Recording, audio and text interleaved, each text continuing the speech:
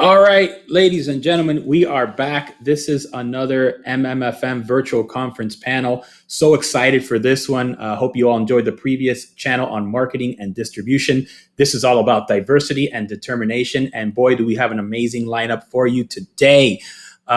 We do have some amazing panelists, which I will bring in one at a time so they can introduce themselves. Juliet Romeo, who's a local award-winning filmmaker and documentarian, who is also the co-founder of the SLAMDANCE Film Festival's Unstoppable program, which is completely programmed by folks with disabilities. These are very talented filmmakers that are making their voices heard. So we're so excited to hear all about the work that Juliet is doing. We're also excited with Haroon Saleem, good friend Boon over at Day Zero Productions. That's Trevor Noah's production company out in LA, doing some amazing work there as well, with everything that they're developing and have going on, as well as a new MMFM friend and colleague now, Gloria fan, who's with 20th Television, which is an amazing place. She's done so much great work, with some amazing shows, both for FX and for Hulu. And we talked a little bit about Homeland and that run with Stars the last time she was on with us on Facebook Live, but we're going to get into a discussion with her and all the great work that she's got going on as well. So I am beyond excited. But first, I would like to bring in our first guest and give them a little bit of background for you guys, and then we're going to go into the group session. So here we have the one and only Juliet Romeo. Welcome to the show, Juliet. Hi. Good. I know it's a panel. I'm calling it a show now, so I'm getting kind of used to this. Now, let's see. Yeah, I could be like I just got to work on my jokes, and then I can be like an industry Conan O'Brien. I don't know, but I got to have someone write an opening monologue for me. You want to do that? That's a challenge, definitely. Absolutely. So let's get into you a little bit, like your background. You are a very talented award-winning filmmaker right here from Miami. You've been part of the MMFM conference before. You actually won one of our pitch competitions at our live event.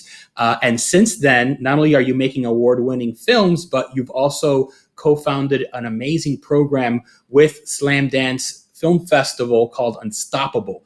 So talk a little bit about yourself, and then let's get into the work that you're doing now with SLAMDANCE. Okay. I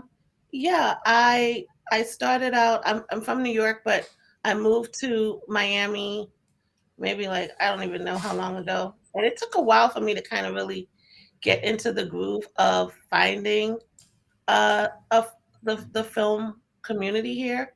But once I really started to embrace Miami, they just popped up like wildflowers, So I was really grateful, and I kind of just took off running back in 2013, just meeting other like-minded independent filmmakers, and with someone with a non-visible disability like I have sickle cell.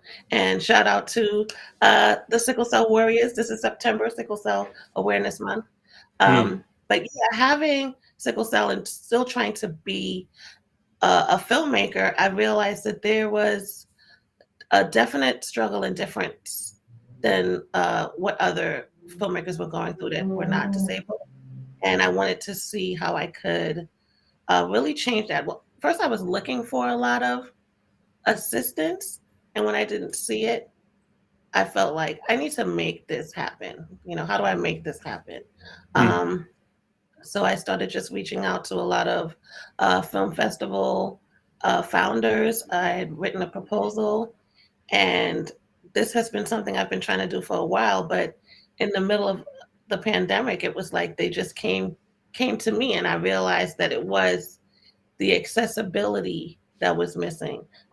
This, what we're doing right now, this opportunity is difficult for people with disabilities to go to film markets and festivals, but to have it really just come to us. And I think the pandemic made us all realize at this point we're all on the same playing field.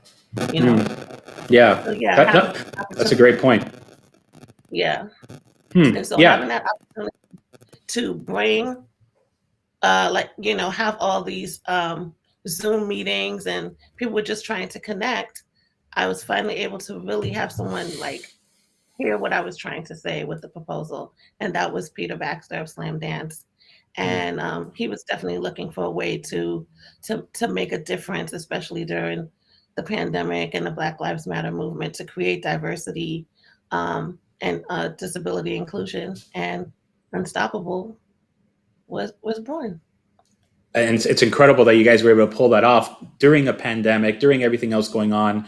As you mentioned, the silver lining of giving filmmakers and voices with disabilities that you said ordinarily couldn't attend live events for one reason or another, having now the chance to be face to face with the industry and getting their moment to shine. And you not only approaching it as an artist, as a filmmaker, but now using your platform to give other filmmakers voices is so amazing. Yeah.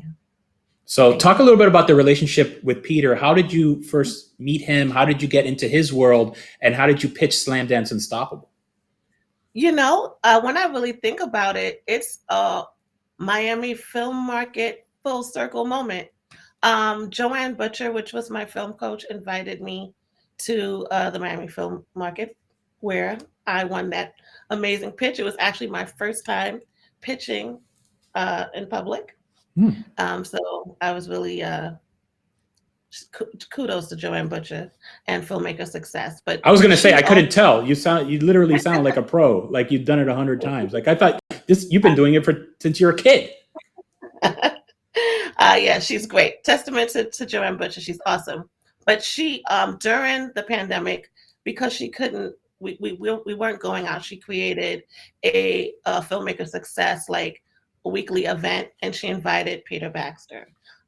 She really pushes her clients to speak up for themselves and have a voice. And she was like literally threatening me to say something, ask him a question, talk to him. So, once That's I got awesome. an opportunity to, raise my virtual hand in Zoom, and I asked him, I said, what does disability and diversity inclusion look like at your festival? I had just right before the pandemic went to my first Sundance in Park City.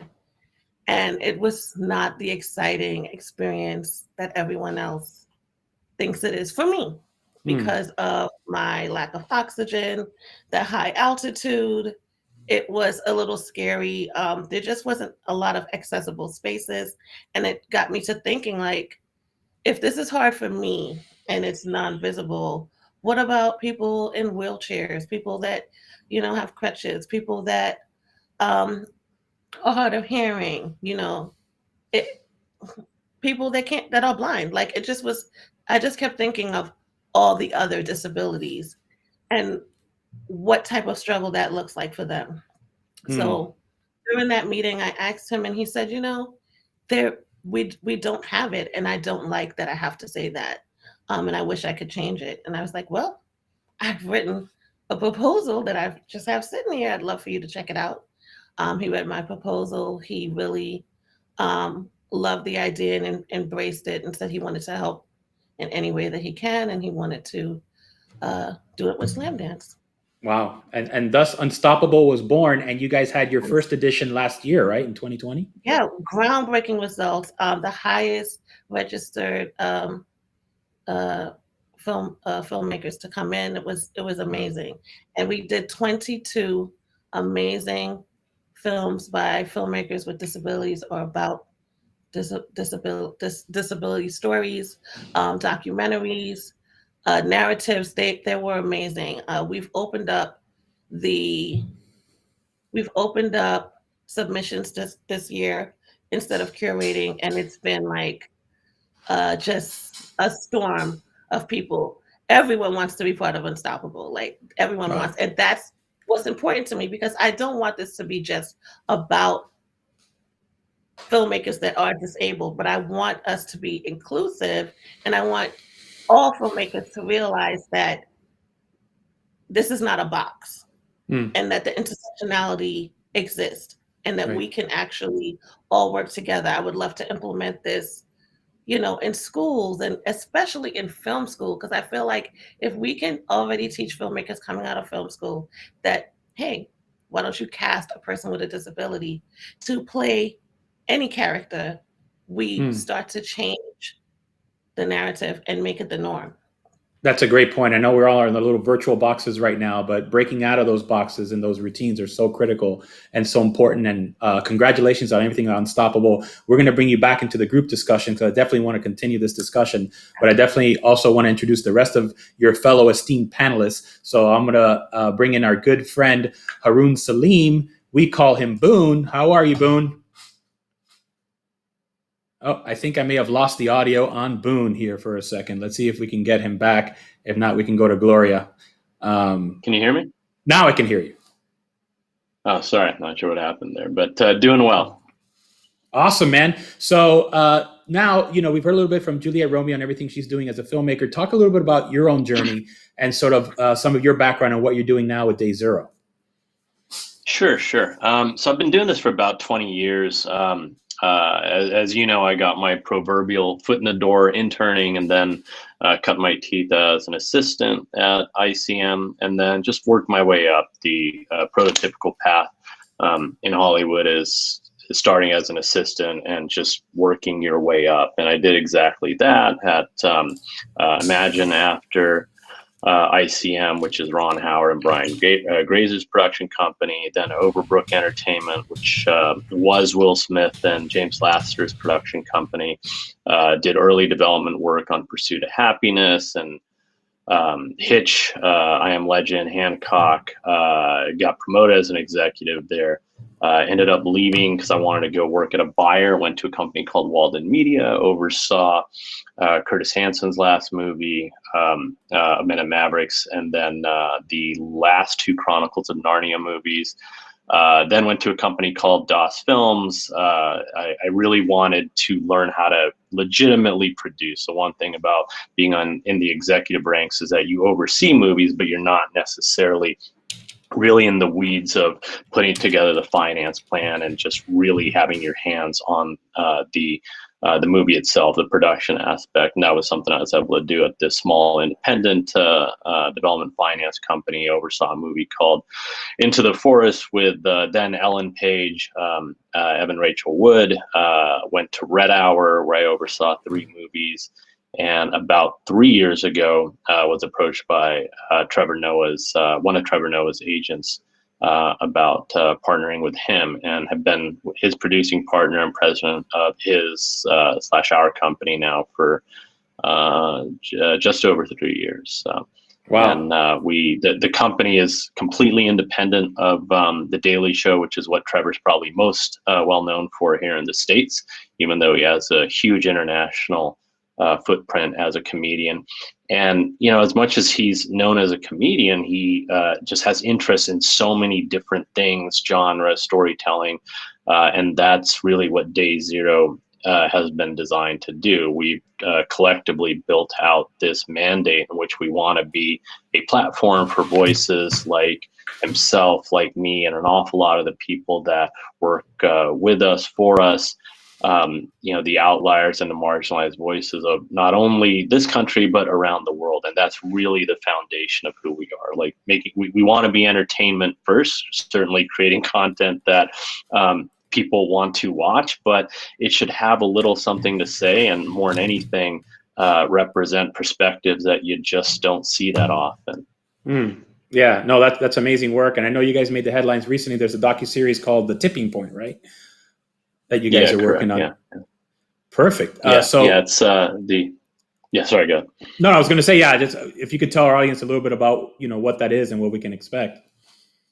Yeah, it's the idea is something, it's inspired by the 30 for 30, the ESPN doc series. It's that type of format, but is it 30 for 30 or 30 and 30? I always forget. I know they did a couple on Miami, but yes, it is definitely 30 for 30. Yes. 30 for 30, yeah. And so if you think that type of format, but the idea is to take just these pivotal issues that we're seeing around the world and analyze the quote unquote tipping point. So Trevor, for example, is going to do an episode that looks at the split screen that is news not only in the US, something that I think we're all very familiar with.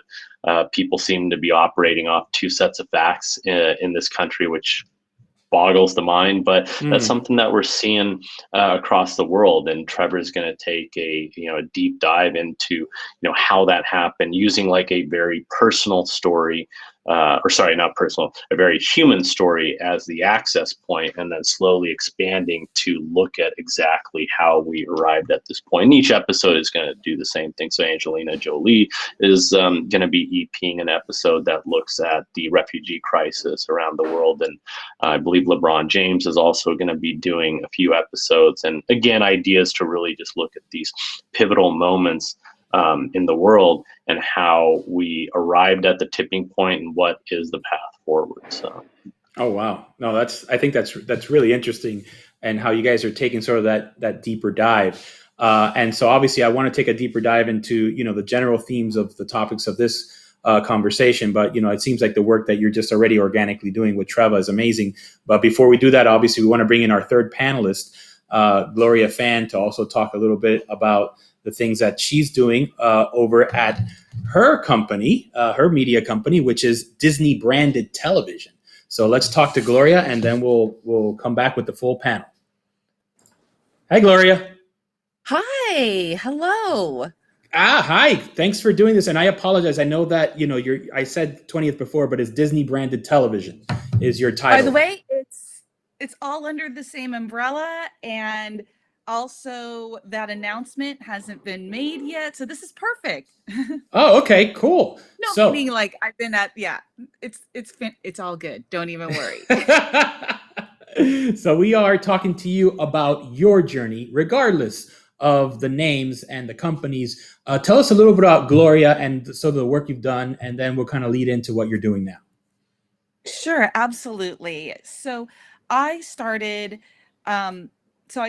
in being a producer. I was over at a company called Atlas, and then that became Mosaic, and that's why I kind of learned to be a producer and bootstraps and the importance of kind of having relationships with talent. And what I did, though, very, very early on, and this is early 2000s, where I traveled the world through festivals because I wanted there to be stories that came from everywhere.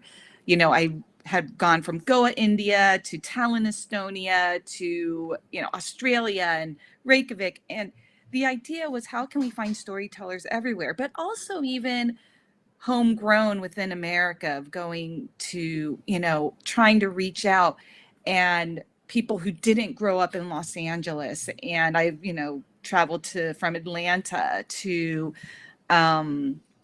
Texas, to saying, okay, and back then we didn't, yes, there was the internet, but things weren't as accessible, and it was exciting to try to find storytellers that came in all shapes and sizes and countries and regions. So that's where I got my start, was in producing and finding those voices.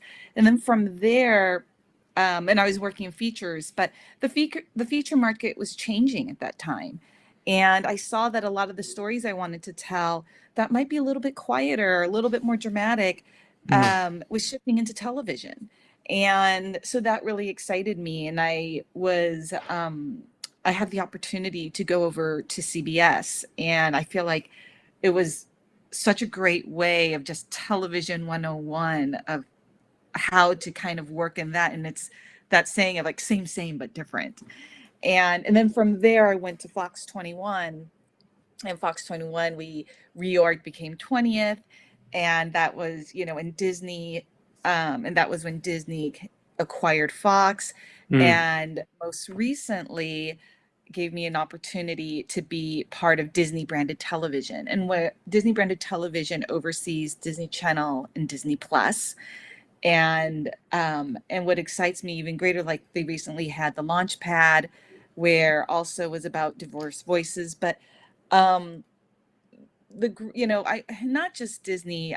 We could do shout outs to HBO, to Amazon, to NBC Universal, to Sony, to where they have these robust groups that really want to kind of find, again, new voices through their diversity, and inclusion initiatives. And that was just something that continues to be exciting because everyone has a story, and how can we provide an opportunity for them to share it? Yeah. So that is my journey in a minute. That was a great encapsulation of everything that you've done and what you're doing now. And it's so interesting that you touched on so many topics now that I want to cover in the group session as well. So I'd like to bring maybe the full panel in, and then we can just sort of continue this great conversation that we're having so far. But I'm very excited from everything I'm hearing thus far from you guys. So let me just bring in the full panel here, and now we can all have a group chat. Hi, everyone. Hi. Awesome. Hello. Well, hello. It's like, it's going to be like a speed dating session. I don't know. We'll figure something out. Hollywood Square or something. But anyway, listen, guys, thank you so much for those wonderful introductions. And I heard so many amazing themes that I want to touch on over the next 20 minutes before we turn it over to Q&A. But, something that really that I picked up on was this idea of accessibility, right? And how in previous years, maybe the industry felt closed off to folks with disabilities. It felt like, and also those issues could not only be disabilities, it could be financial reasons. I just can't afford to go to Sundance. I can't, make it to these big events. I can't move halfway across the country to LA because maybe I'm a single parent. But then what really inspired me, in terms of what obviously Boon is doing with Trevor Noah's company, and also what Gloria has done, is to say, okay, if you can't come to the industry, maybe the industry can come to you. And those travels and this idea of proactively going outside of our little comfort zones and finding these new voices and stories are so important, right?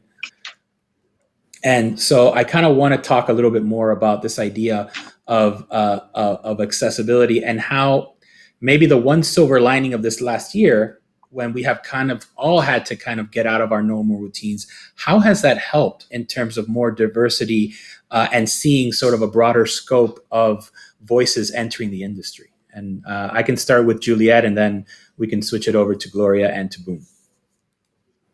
Well, I want to definitely say, for one, I wouldn't be on this platform with these two amazing people.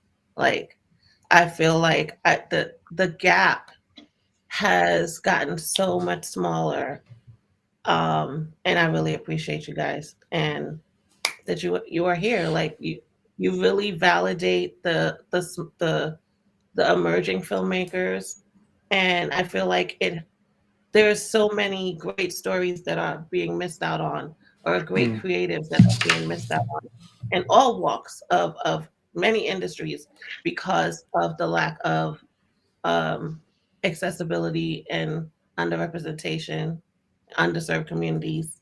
So I think that that's definitely one way that the movement and just the change is that call for change is showing up. I'm hearing a lot more yeses now, because people do want to make that progress, and so there's just more doors opening up, and it gives filmmakers hope and confidence to really speak up and use their voice. Right. No, great point. And one might say we're reaching a tipping point, right, Boon? Exactly. Yeah.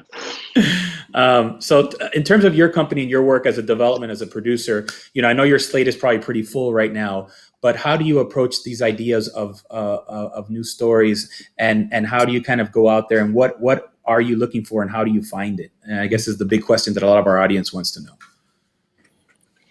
I think, again, it goes back to the idea of these perspectives that you just haven't heard from. I think we can probably all agree that this business has been built on the back of the patriarchy for a long time, and we finally reached this moment where the balance has shifted. And I think it's upon individuals like us, folks that have been the marginalized, the outliers ourselves in the business, to make sure that we find voices like ours, but make them accessible to broad audiences. I think that's really the key. So for us, for Trevor or myself, our company, a lot of what we do is really focus on trying to find those perspectives that we haven't heard from, but make sense to they they make sense to build an entertaining story around. Just maybe as an example, I was listening to an interview with Riz Ahmed, and he was talking about Sound of Metal and his new movie, Mogul Mowgli.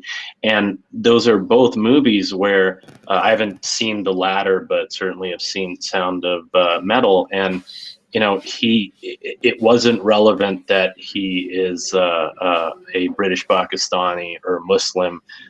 He just happens to be that, right? And I think it's that type of application we want. Like Juliet was your comment about being able to showcase disabled voices, where the fact that they're disabled isn't the focus of the story. It's the same type of thinking, right? And I think it's upon all of us to really make sure that we're doing more of that, whether it's disabled individuals or Muslims or LGBTQ or BIPOC. It's just making sure that we're doing right by those individuals. So. Yeah, great point. Gloria, just kind of jump in there as well and just tell us a little bit more in terms of, you know, I know you mentioned Launchpad and these sort of, you know, how does a bigger media company now handle their development slate in terms of what they're looking for in these next stories? We're in the middle of it right now, meaning I do feel like there's improvement to be had, and there's more that I do want to see. But I think what you said, Juliet, is also so true, is that a few years ago, we wouldn't be together. And I feel like we were in hiding a few years ago, where it was just like, you know, we were probably, if there was like the proverbial basement of like, okay, we're talking about diversity and we're figuring out these voices, but it was like, okay, we got it. Like, you'll do this. Whereas now it's like, you know, don't have baby in the corner. Like, okay, let's talk about it. Yeah. Then, okay, so we're going to talk about it, and then what's next? Meaning, yes, there are multiple programs that we're working on where it is seeking, you know, new voices and talent.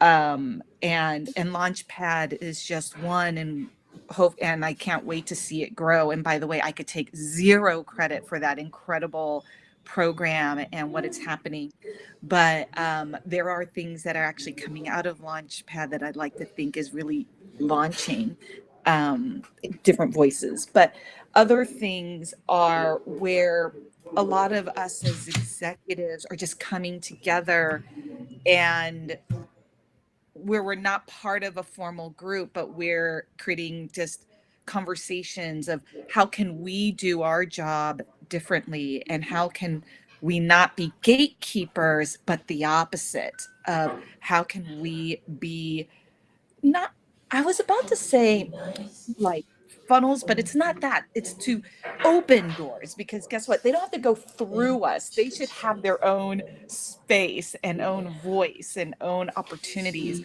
So, I mean, to me, what's something that we talk about a lot that I want to learn more about, I want to talk to all of you and everyone else, is how do we reach the feelingly unreachable? Meaning, you know, for example, a group of colleagues and I, we wanted to go and talk to our local education system, you know, not just high schools, but junior high, but not the one that is like in the middle of Beverly Hills, but somewhere else.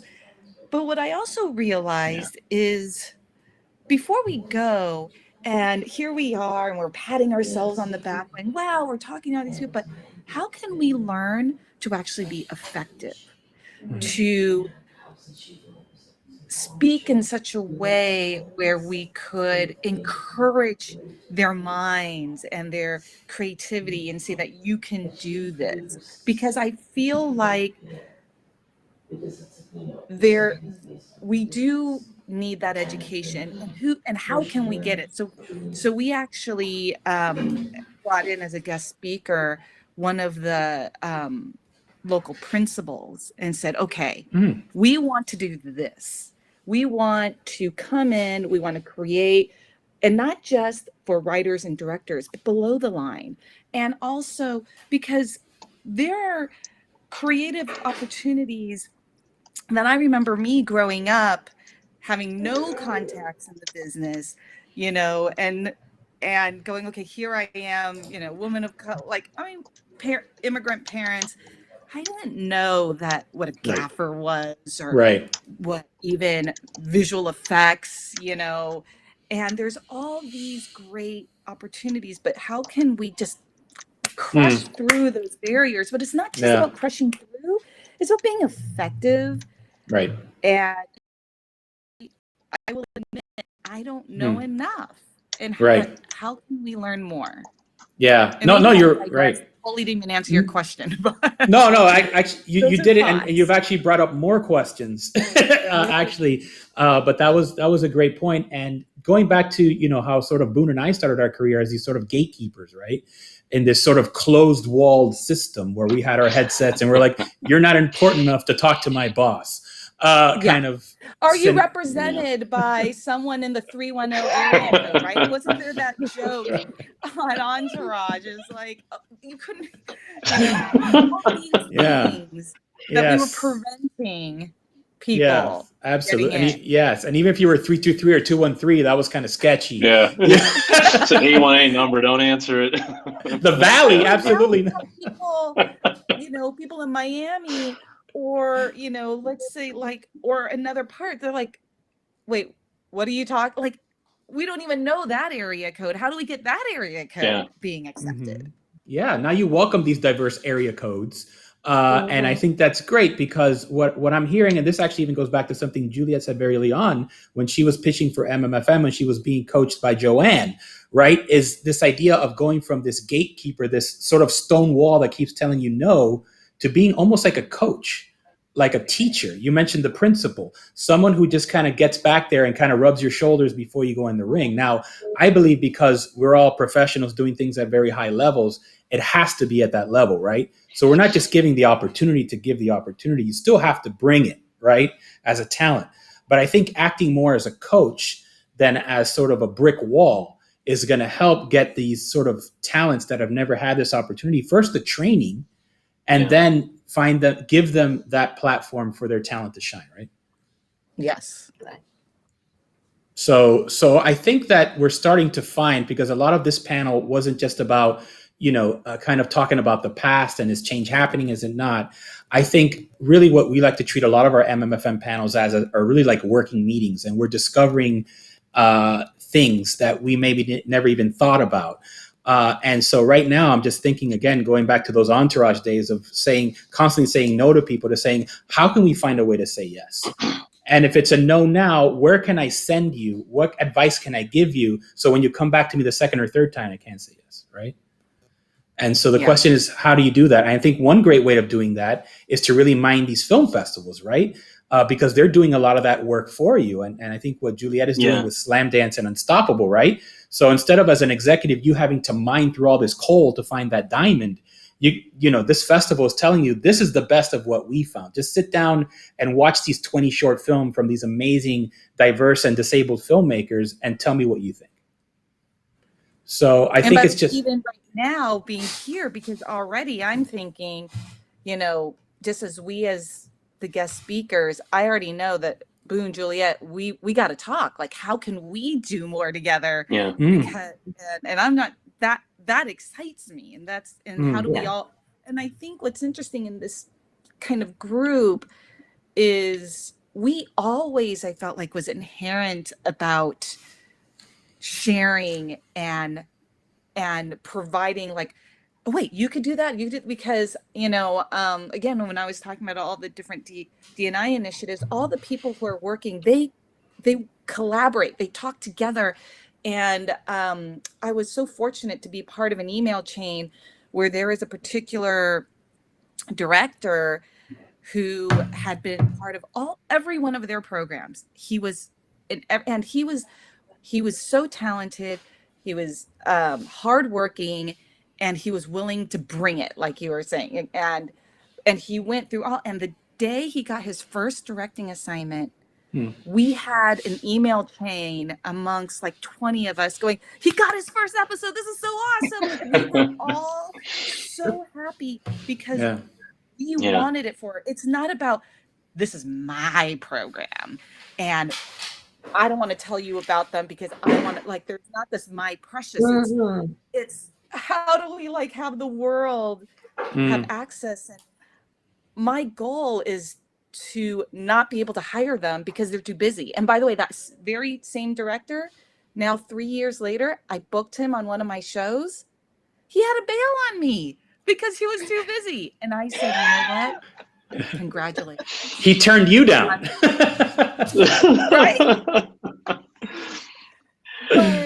But you're right, Gloria. It is applauding those wins, though, right? Even if you're on the, and I feel your pain. I've been on the receiving end of that exact situation before, so completely get it. But you still want to. Hollywood has a bad habit of I think not. Sorry, guest appearance by my cat.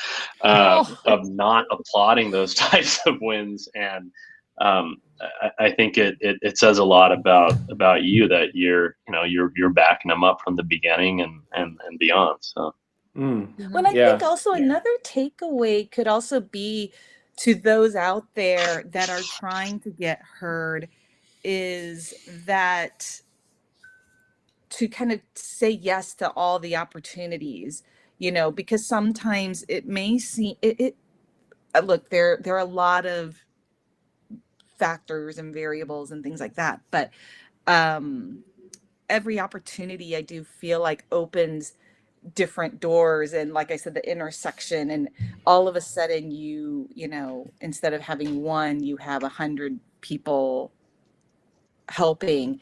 I feel like that's because sometimes it is hard, and guess what, it's hard for everybody, but I keep thinking of the word that you guys used earlier is coaching, is how can we kind of be that coach, be that inspiration of saying, like, I know, like, you just got that no, but let's pick ourselves up and figure a different way Right. to get it done. Right. No, that makes so much. It almost thinks like a twist of an old saying, right? It used to say it takes a village to raise a child. Maybe it takes a village to raise a filmmaker or a producer, and there's sort of this parenting that has to go on too, right? And so, speaking of that, and some of our audience, there are wanting to chime in a little bit. And so the idea being, put yourself now back in the mind of producer and executive. What are you looking for in a pitch? If someone does have a disability, if they do come from, let's say, a community that's, just kind of been pushed to the side, do you lead with that, or do you just tell a great story and that comes naturally? And I know it's kind of a tough question, but how would you suggest to them to approach when you're in the room with someone and pitching their story to someone in the industry? My gut leans towards the latter. Sorry, what was that? I would say no. Encouraging you to say something, Boon. I was going to say my gut leans towards the latter in great character, perspective, where their specific disability, race, creed, whatever it might be, is not necessarily is not at the forefront. Just because personally I find those more interesting. But that said, if it's a perspective that you haven't seen before and is really plays a role in that story in a provocative, interesting way, then I don't think there's any harm in leading off with that. It really depends. It's truly about just that story and character to me, though. So. Yeah. I guess the hero's journey, all those things that we're told in film school and other places, and how to tell a proper story still apply. It's just unique to your world, right? It's the old adage, write what you know, so to speak. Exactly. That's great advice. I agree, but I don't know if it's necessarily write what you know, which I think, yes, write what you know. But I also think write what your gut, like Boon, like wants you to, meaning if we only wrote what we know, then are we not allowed to tell astronaut stories or sci-fi and fantasy? Meaning, it's and I know you didn't mean it so literally, but meaning I think something that we talk about a lot is, okay, I'll just use myself as an Asian female. Am I only, or Chinese, Vietnamese female, I only able to tell those stories? It's like, no, I want to be able to tell. Yeah. So, well, I'm not sure. I think Gloria brings up a great point. We're in this weird time of like tribalism that I think we want to just be careful about and not all of a sudden just limit yourself to the types of stories that you can tell. So definitely get Gloria's point and agree. I do think that telling a story from an authentic place is important. Yeah. I feel very uncomfortable casting a non-disabled person to play a role of a disabled person. I feel that,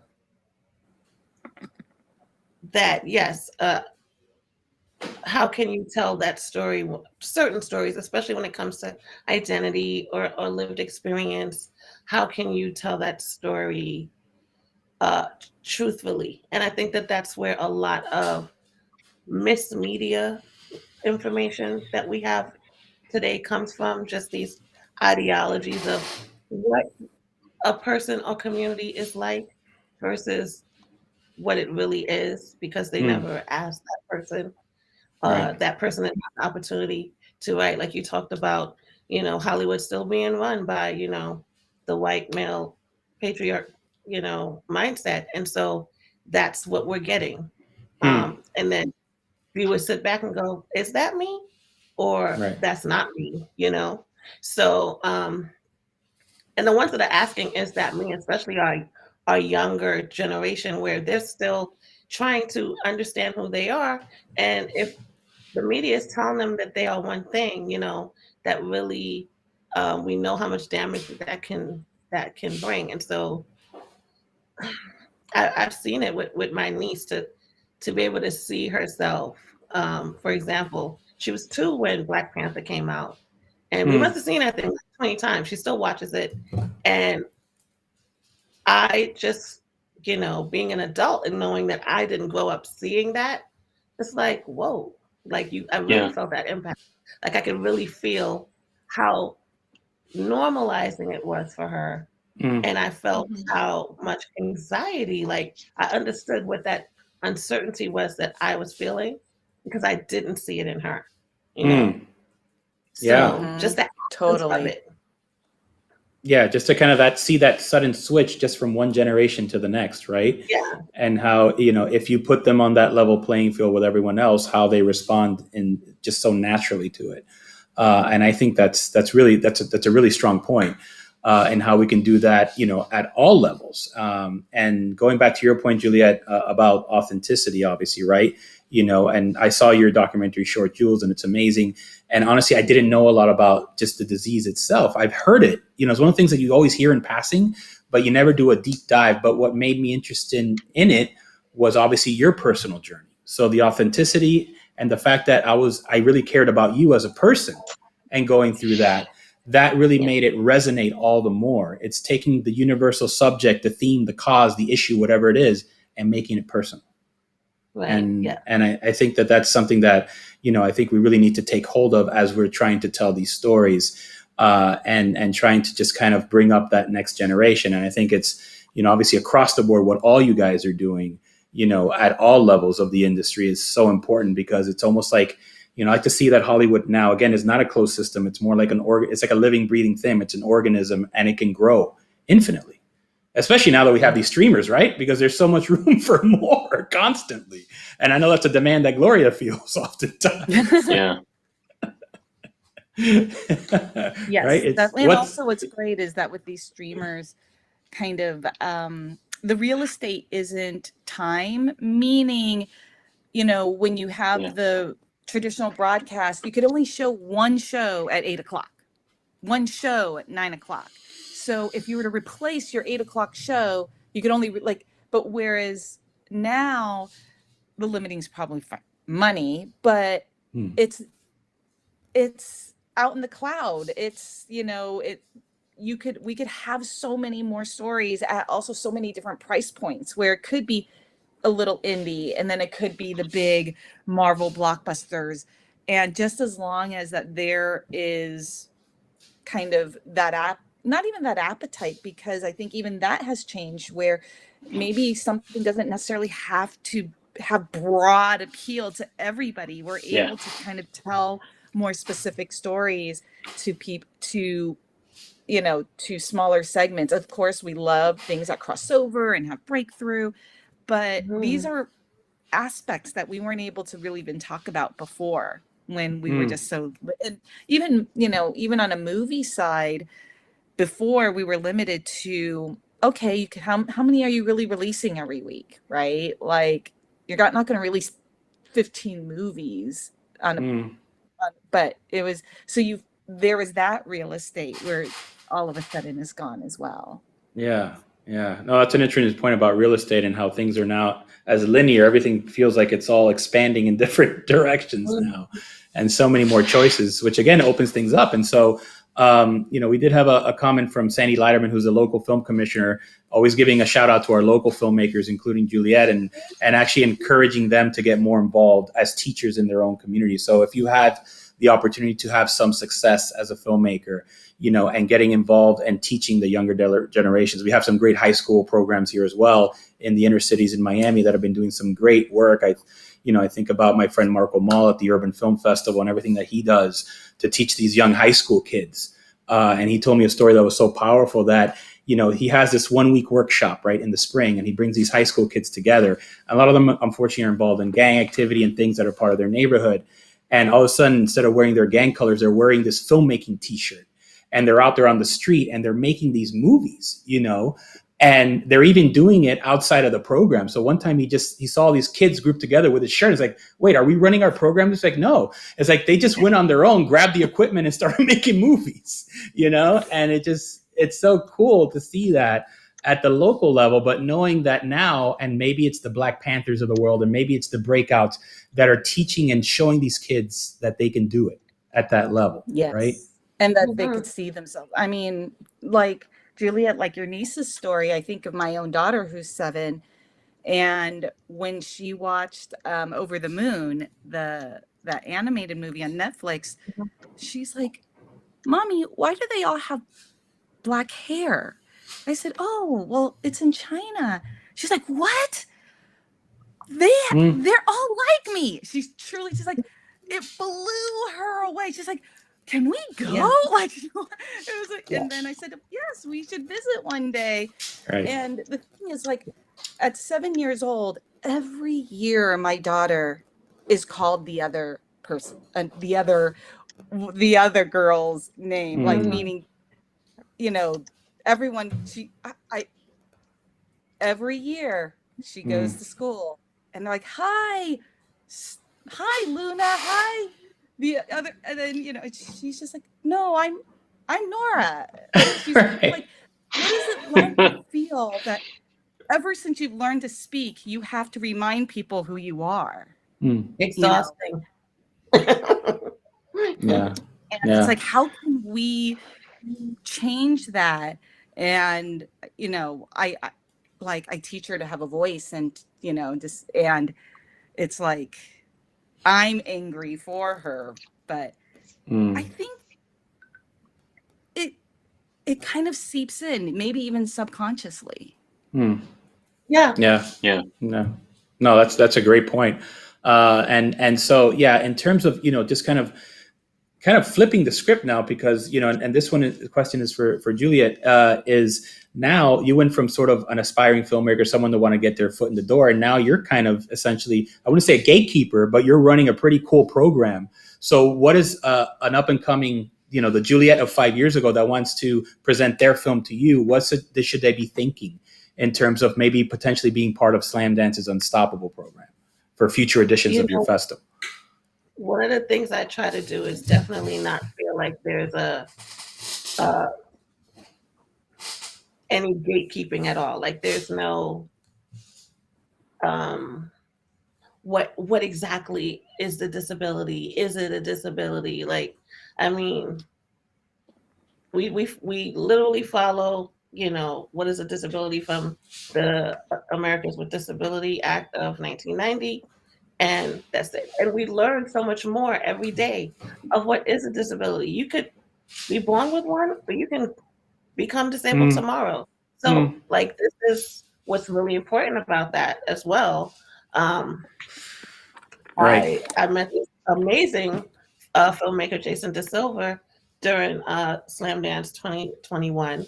And he acquired his disability later on in life as a filmmaker. To see the difference in how he was as a filmmaker that was able-bodied to now being a disabled filmmaker, he's still great. He's still fantastic. If anything, it things became more authentic and more powerful, and that's really someone that I really look up to when I'm doing my documentaries as well. But I feel that they just have to come with the same passion and tell the story authentically. Like, it really has to be judgment free. I feel like there's a, you know, I don't even want to say yesteryear because it still exists, that there's this judgment or are you the right person to tell the story? I mean, you know, Issa Rae came with her story and they didn't think Issa Rae was good enough to play Issa Rae. Like they wanted to go with someone lighter, someone, you know, less, you know, black features. I don't know what they were thinking, but it's like, why am I not good enough? Like you want my story, but you want me, you know? So, wow, that's and crazy. so I really just really believe what you're telling me in front of me. And it's not my job to be like, well, is that really real? Like, you know, people get questioned. I get asked that a lot. I mean, are you really sick? Like, you don't look sick. God, It's really interesting the type of things that people with disabilities are being told. I mean, I could go on for ever about this, but I do also feel that we need to stop making things performative. You know, like I want to see less performative acts and more inclusive behavior. And I feel like once we start to make that the norm, those kind of gatekeeping uh, little habits, they're going to fall to the wayside because you're just allowing and opening up, you know, yourself to what's in front of you and acknowledging it and accepting it as it is. And then just following the story and the journey. Like, you know, you were saying, Jail, just you watched, you know, Jules, and you followed the journey and the story that I was telling you, not you thinking if it's real or good enough or will people really believe this, you know? I wrote I pitched a story to a producer once about, you know, basically it's like a story about me and my girlfriends growing up. And he's like, yeah, no one's gonna buy a story with 4, you know, women of color. You gotta at least put a white girl in there. And I'm like, but that's not how it looked on my blog. It wouldn't look like that. That's And really gonna look better. Right. and 4 years later, we have Girls Trip, and I'm like, are you kidding me? Like, box office hit. So I really had to. I think because I'm a filmmaker and I'm coming from that space, and I've been in those rooms where I've been told I'm not good enough or the story is not real. It doesn't seem realistic. I think because I had that experience, I'm the best person to do what I'm doing because I totally understand, and I'm not going to do that. I'm not going to pick up that habit or naturally just think of it in some sort of non-empathetic way.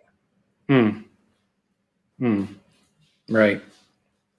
That's a really powerful point. Like I said, in 1990, the act came out, and you know, people still want Scooby Snacks for having, you know, wheelchair accessible ramps at an award show. Like, that's all we get.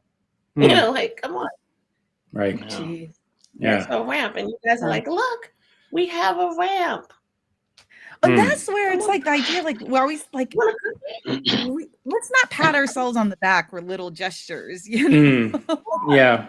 It's supposed to be there. You're literally breaking the law by not having one. Right. Yeah. That's No. the bare minimum. Right. Like, Yeah. Right. Yeah. It's a baseline, right? Yeah. I so apologize. I'm having so much fun. I do have a heart out at 11. I apologize. Oh, I yes. just And I know say that this I- conversation can go on forever, but I know that, and we are, as I mentioned before, we are on TV time, and we have the head of production for HBO coming after you guys at 2:15. So, which is, you know, a note for our audience out there to please stay tuned at 2:15, because we will have the great Jay Rowe, who's a senior executive vice president at HBO, talking all about the international landscape and productions and all the great stuff they're doing over there. But, you know, I think that, again, this is such a great conversation that I would like to continue offline with this group and, you know, with all of our followers and our audience members as well. But this has been a very powerful panel. So thank you so much, guys, for doing this. Absolutely. I Thanks feel for like having this us. is just, yeah. With you guys, I Yeah. hope we do. Yeah. This is just Yeah. the tip. Yeah, no, it is. Yeah, It we, really we is. barely scratched the surface. So I know. Yeah. We're just, I think we're just opening up so many doors now. We have to figure out how we're going to walk through them all eventually. But I think we'll get there. And I think we've started the conversation, you know, and I want to invite all of you to be a part of the MMFM community year round. Hopefully we can do this live again next year at the Biltmore as well. And, you know, we can all hang around and talk shop and continue the conversation there as well. But, you know, really today's session was great. We've gotten such great feedback from our audience as well. So thank you. Thank you all so much for doing this. No, absolutely. And I just want to say one last thing is, at the end of the day, it's to just do it. Just keep doing it and get your voice out there. Just by them listening to this, I want them to feel that they're one step closer, because I feel like I could speak for Juliet and Boon. Like, you already have us, like, we're all out there and there's more of us. And I feel like, you know, we sometimes talk a lot about the problems, but we also want to be part of the solution. And I think we also want to be inspirational and say, let's just figure it out, because we can do it. Yeah. Well said, Gloria. Absolutely. Here. Cool. All right. Well, you guys are in, as Patty likes to call the MMFM vortex now, and there's no getting out. So we're going to have a lot of fun in the coming months and weeks talking about it. Awesome, guys. Well, enjoy the rest of your day. And for the rest of our viewing audience, we will be right back in just 15 minutes with Jay Rowe from HBO. So stick around.